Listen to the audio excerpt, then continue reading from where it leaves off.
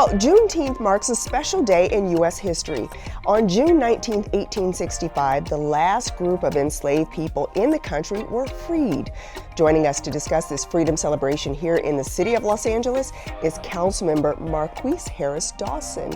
Thank you so much for being here. It's good to be here. Thank you. Yeah, once again, we do it again. Yes, there it is, every June. Okay, so Juneteenth has been a federal holiday for a few years now.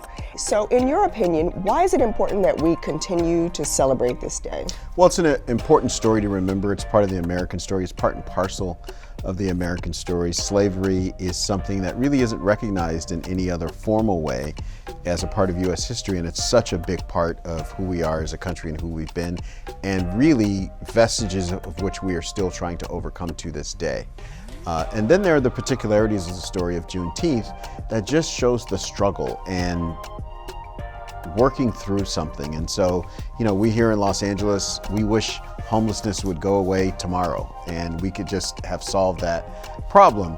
The story of Juneteenth teaches that, you know, even after a war, after the government sent several people to Texas who didn't make it all the way to Texas for some reason. So the word that about the Emancipation Proclamation did not make it to Texas. Exactly. It didn't make it to Texas. Shows that you just got to stick with something. You got to stick with it over time, especially big problems. And so that's an important lesson that Americans, Angelenos, and everybody, frankly, around the world can use in their day-to-day life. It really is incredible that it's been over 200 years and yet we still are dealing with some of these struggles. That's right. That's right. You see it in every walk of American life.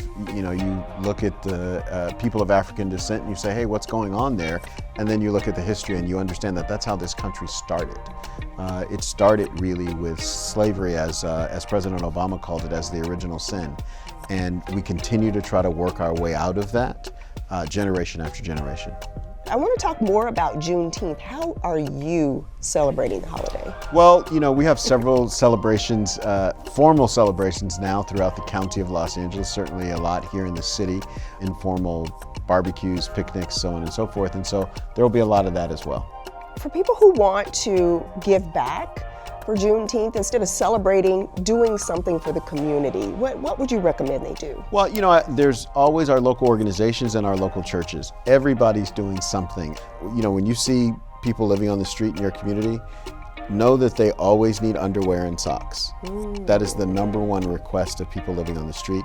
So there's that, but there's your local church is always doing something and your local community organization as well. In terms of giving back, how do we use the momentum from Juneteenth, this positive energy, and take it into the future? Well, you know, I think it's a great story. At one level, it's a sad story that people imagine being a slave and you have to stay a slave 2 years longer than was legally required because the news didn't get to you. Incredibly tragic, but also triumphant, right? Imagine you're living there and you think there's no end in sight. This is never going to get better. And then suddenly things change. And they change because people keep pushing for a better future.